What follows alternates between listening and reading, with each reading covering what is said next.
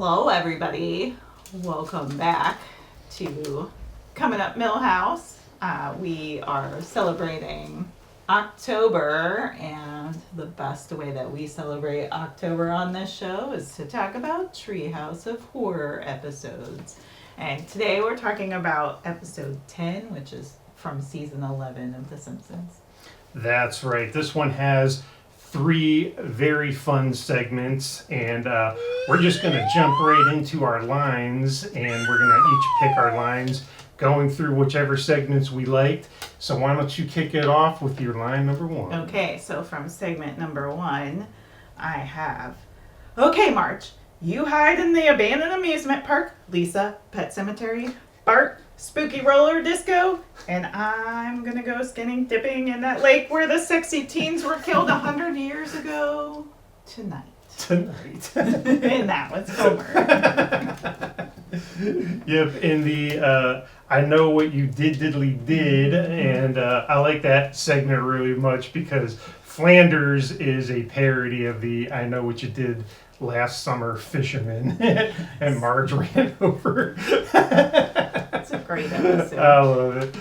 Alright, well, my first line is from that segment as well, and it's from Homer, and he's up on the pulpit while they are doing a eulogy for Flanders when they think he is gone, and he says, "When I think of Flanders, I remember when Marge ran over," and then everybody's like, no. And he's like,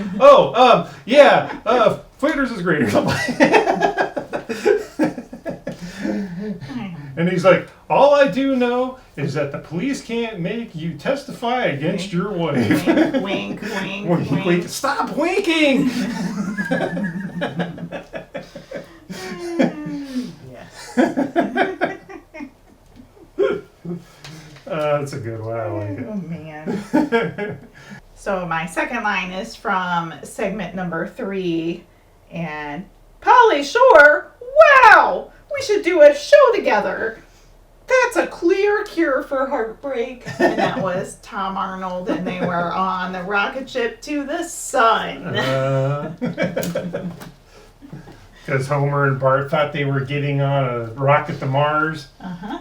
Nah, they weren't getting on the cream of the crop rocket. Nope.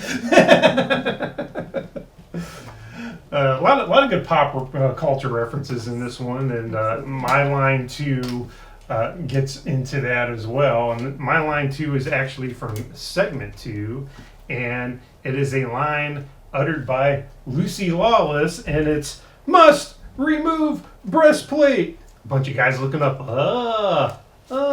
Maybe later.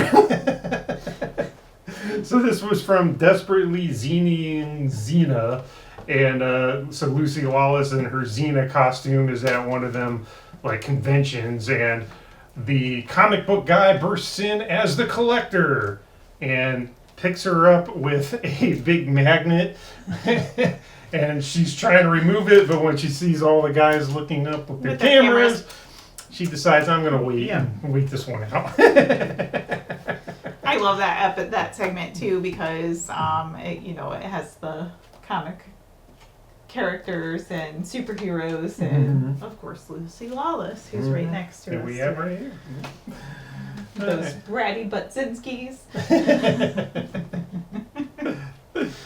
All right. So, takes us into scene. What is your favorite scene to pick out of these? So, favorite scene, and so out of all 3 segments, I'm gonna go with so the third segment, everything's going wrong, and technology is basically taking over, and I'm gonna go with the scene. Nelson is in the school office, and the copy machine opens up the glass scanner and like eats him. So he's in the middle of a ha ha, and then the copy machine eats him, and so he's stuck underneath the glass, all contorted. And I just think that's a really fun visual. Yeah, it's like he's copying his butt, that whole joke. And then it eats him. Yep. I love it. All right. Well, my favorite scene goes back to the second segment, the Xena one, and it is of the collector and his menagerie because he's got a hodgepodge of all kinds of pop culture characters in there. He's got Spock, he's got Gilligan, he's got Robbie the Robot, he's got Seven of Nine from Star Trek Voyager, Doctor Who.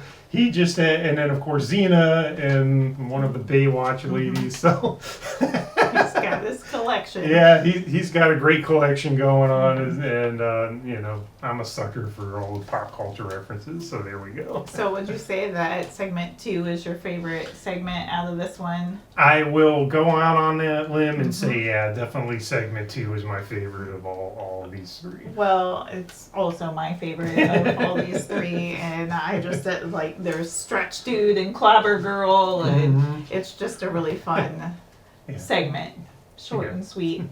Fun. And yeah, one other honorable mention is the comic book guy taking out the double-edged lightsaber from the Phantom Menace, and oh no, it's no longer a collectible. She points it out. Yeah. That was, Xena's so full of her tricks in this, and she just knows how to play the collector well. Yeah, It's pretty Xena bests him with her like brains too, and that's like just gets him all Yes. out of sorts. while fighting him through the Mylar packaging that she's in. So Yeah, it's pretty great. it's a good one. So that is season 11, episode 10. I mean, Treehouse 10. Treehouse 10. Not episode 10, but Treehouse 10. And that has I Know What You Diddly Did, Desperately. Xena-ing Xena, and Life's a Glitch and Then You Die. Good stuff. Let us know what you think of this Treehouse of Horror. How does it stack up in the pantheon of all the Treehouse of Horrors that have come before that and have come after that? We'd love to hear what you think about it. Absolutely. All right, and until next time, Jiminy Jillikers.